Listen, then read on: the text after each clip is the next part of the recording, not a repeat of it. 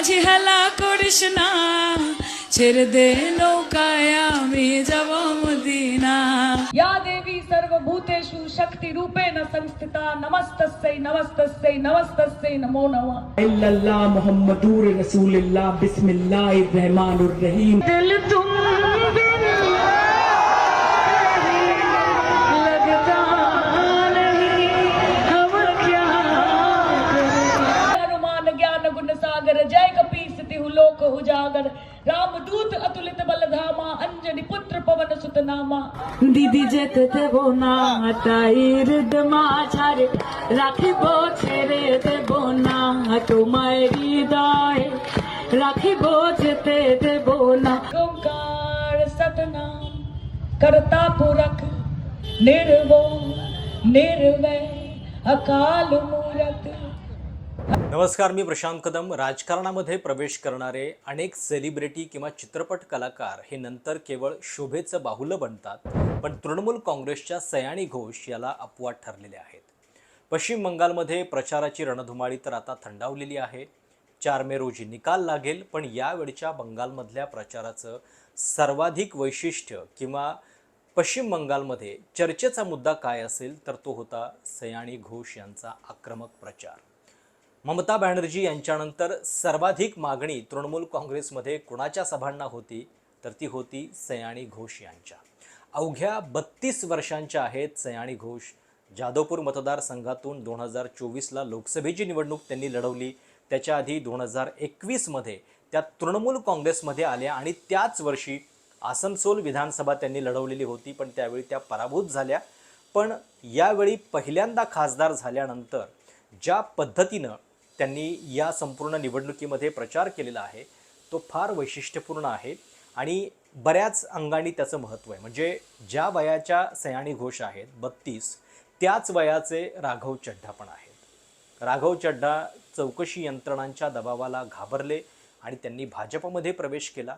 सयानी घोष यांनी मात्र आपलं सेलिब्रिटी स्टेटस तृणमूल काँग्रेसमध्ये आल्यानंतर बाजूला ठेवलं. संसद असो, सभा असो की रस्ता, इंग्लिश असो, हिंदी असो की बांगला, तितक्याच प्रभावीपणे तितक्याच सहजपणे सयानी घोष बोलत असतात आणि आपला मुद्दा थेटपणे लोकांच्यापर्यंत पोहोचवत असतात. यावेळी त्यांच्या सभेतल्या 2-3 वक्तव्यावरून काही वाद देखील निर्माण करण्याचा प्रयत्न झाला, पण ज्या पद्धतीचा प्रचार त्यांनी केलेला आहे तो खरोखर अद्भुत अशा पद्धतीचा आहे. एकाच वेळी धारधार आणि सुरीला पण. म्हणजे समोर लाखोंची गर्दी आहे आणि त्या सभेमध्ये सयानी घोष माईक हातामध्ये घेतात, त्याच माईकचं वाद्य बनवतात आणि सहजपणे हातांनी त्याच्यावरती टॅप करत ज्या पद्धतीची गाणी त्या सादर करतात त्या लोकांच्या काळजाला थेट भिडतात. त्यांनी एक गाणं हे पश्चिम बंगालमधल्या निवडणुकीच्या पहिल्या टप्प्यात सादर केलेलं होतं, ज्याच्यावरनं भाजपनं खूप वाद निर्माण करण्याचा प्रयत्न केला. ते गाणं होतं आँखों में काबा हृदय में मदीना नावाचं पश्चिम बंगालमधलं एक लोकगीत. पश्चिम बंगाल हे रवींद्रनाथ टागोर यांचं राज्य आहे, जिथं रवींद्र संगीत हे घराघरामध्ये, वाड्यावाड्यामध्ये, रस्त्यावरती लोकप्रिय असतं. लोक कुठेही ऐकतात आणि त्याच संगीताचा, त्याच लोकसंगीताचा वापर करत सयानी घोष यांनी हे गाणं जे आहे ते स्टेजवरती सादर केलेलं होतं आणि ज्या मेलोडियस व्हॉईसमध्ये त्या गात होत्या त्याच्यामुळं साहजिकच आहे एकतर ते लोकांना जास्त भिडलं पण आणि त्याच्यावरनं भाजपनं वादसुद्धा निर्माण करण्याचा प्रयत्न केला. पण ते गाणं काय होतं ते तुम्ही आधी ऐका आणि त्याच्यानंतर आपण याच निवडणुकीतल्या त्यांच्या इतर प्रचाराबद्दल बोलू. माझी हेला करिस ना पाल तुले दे माझी हेला करिस ना ছেড়ে দে নৌকায় আমি যাব মদিনা ছেড়ে দে নৌকায় আমি যাব মদিনা দুনিয়ায় নবী এলো মা আমিনার ঘরে কাঁদিলে হাজার মানি খাসিলে মুক্তা ঝরে ও দয়াল মুর্শিদ যার সখা তার কিশোর ভাবনা মুর্শিদ যার সখা তার কিশোর ভাবনা আমার হৃদয় মাঝে কাবা নয়নে মদিনা আমার হৃদয় মাঝে কাবা নয়নে মদিনা. सयानी घोष या 2010मध्ये बंगाली फिल्म इंडस्ट्रीमध्ये आल्या. त्यांच्या अनेक चित्रपटांची आणि वेब सिरीजची चर्चा जी आहे ती पश्चिम बंगालमध्ये होत आलेली आहे. पण 2021मध्ये त्यांनी तृणमूल काँग्रेसमध्ये प्रवेश केला. अभिषेक बॅनर्जी त्यावेळी तृणमूल काँग्रेसचे युवक अध्यक्ष होते आणि त्यांच्या जागी नंतर नियुक्ती कोणाची झाली तर ती सयानी घोष यांची. सयानी घोष आपल्या सभांमध्ये वेगवेगळ्या पद्धतीनं भाजपवरती टीका करत असताना गाण्यांचा वापर करतात. म्हणजे गाण्यामधून त्या सांगतात की भाजप नेते जेव्हा निवडणुकीमध्ये प्रचारासाठी येतात तेव्हा त्यांच्या तोंडात गाणं असतं की ये दिल तुम बिन कहीं लगता नाही.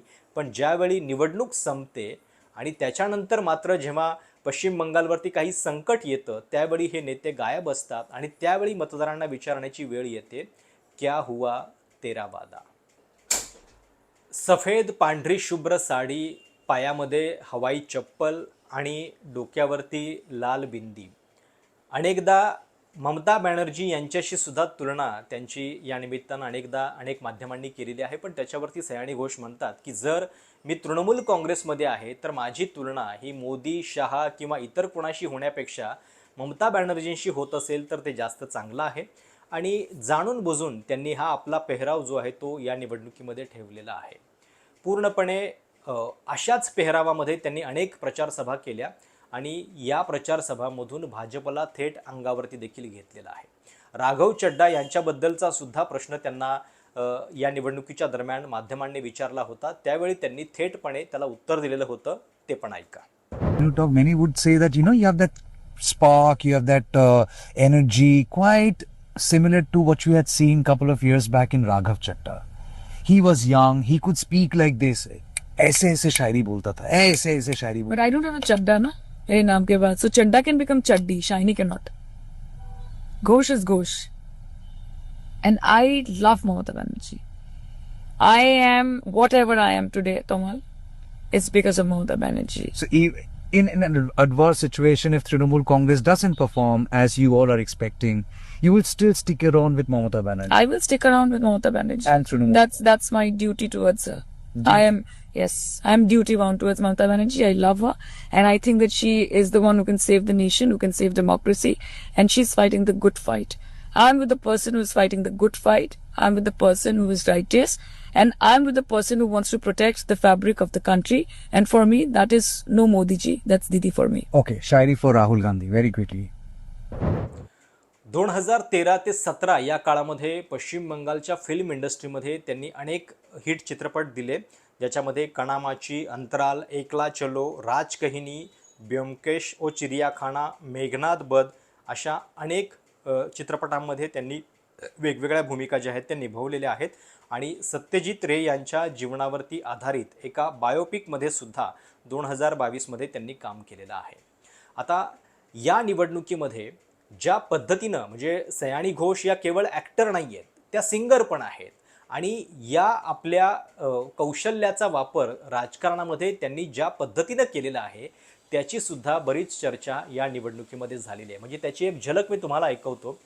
स्टेजवरती बाकी कुठलीही वाद्य नाही आहेत, पण केवळ आपल्या हातामध्ये जो माईक आहे त्याच्या साहाय्यानं ताल आणि वादाची निर्मिती करत जेव्हा त्या गातात तेव्हा साहजिकच प्रेक्षकांच्या आणि एकूण श्रोत्यांच्या मनाचा कसा ठाव घेतात हे ऐकण्यासारखं आणि बघण्यासारखं देखील आहे. दिदी जेते देबो ना ताईर माझारे राखिब ছেড়ে দেব না তোমায় হৃদয়ে রাখিব যেতে দেব না ও আমি যাব ব্রজের কুলে কুলে ভোলা মন মাখবো গোড়ার পদ ধুলি ও আমি যাব ব্রজের কুলে কুলে মাখবো গোড়ার রানা ধুলি ও আমি ওই নয়নে নয়নে দিয়ে আর তো ফিরবো না না না না না না না না না না যেতে দেব না তাই হৃদ মাঝারে রাখিব ছেড়ে দেব না দিদিকে বক্ষ মাঝে রাখিব কোথাও যেতে দেব না. म्हणजे या निमित्तानं 2-3 गोष्टी लक्षात येतात की केवळ चित्रपट क्षेत्रातले लोक राजकारणात आणले की ते केवळ स्टार प्रचारक म्हणून त्यांचा अनेकदा वापर होतो, त्यांना सगळे मान सन्मान तर मिळतात, पण त्या पक्षाच्या विचारांशी, त्या पक्षाच्या कार्यशैलीशी एकरूप होणं हे मात्र फार कमी लोकांना जमतं, जे सयानी घोष करत आलेले आहेत. आणि ते केवळ सभेमध्ये नव्हे, संसदेमध्ये सुद्धा अशाच पद्धतीनं थेट वार भाजपवरती करत असतात. पंतप्रधान मोदी, अमित शहा यांच्यावरती निशाणे साधत असतात. आणि व्यासपीठ कुठलंही असो, सयानी घोष यांच्या शब्दांची धार जी आहे ती मात्र कमी होताना दिसत नाही. मैगजीन दिखाना, किताबों से कोट करना राहुल जी, अखिलेश जी, अभिषेक जी को अलाउड नहीं है, पर ब्लू आइड बॉय को अलाउड है सर, अलाउड है सर। मैं नाम नहीं ले रही हूँ, अच्छी बात बोली। आप सही कहते हैं सर कि देश देख रहा है, देश सच में देख रहा है कि कैसे ऑपोजिशन आ भी करती है तो हो जाती है बदनाम, और वो कत्ल भी करते हैं तो चर्चा नहीं होता। और हम मानते हैं कि एलओपी का सलाहकार कोई नहीं है सर, परंतु प्रधानमंत्री जी का सलाहकार बनके उनको सदन में आने से रोक दिया ये कहकर कि महिला सांसदों से उनको खतरा है। सर, आपने तो हमको देशवासियों के सामने आतंकवादी बना दिया, और जबकि असली आतंकवादी इस देश में साइकिल चला के घुस जाते हैं और पैदल वापस चले जाते हैं, आप उनको रोक नहीं पाते। भारत पे चीन का आग्रासन आप रोक नहीं पाते। भारत किससे तेल खरीदेगा, कितने दिनों के अंदर खरीदेगा, किससे दोस्ती निभाएगा, किससे दुश्मनी बरकरार रखेगा, कोई और देश का। त्यामुळं एकीकडे राघव चड्डा हे एक उदाहरण आहे आणि दुसरीकडे उदाहरण आहे आपल्या डोळ्यासमोर सयानी घोष. दोघेही त्याच वयाचे आहेत, पण केवळ इंस्टाग्रामवरती फॉलोअर्स जास्त आहेत म्हणून राघव चड्डा हे जणू जेनझीचे नेते आहेत, यूथ आयकॉन आहेत अशी प्रतिमा निर्माण केली जाते. पण प्रत्यक्षात त्याच वयाच्या सयानी घोष कशा पद्धतीनं एखाद्या विचारसरणीची किंवा आपल्या पक्षाशी एकरूप झालेले आहेत आणि त्या थेट मातीत उतरून प्रचार करतायत, हे सुद्धा या निमित्तानं बघणं महत्त्वाचं आहे.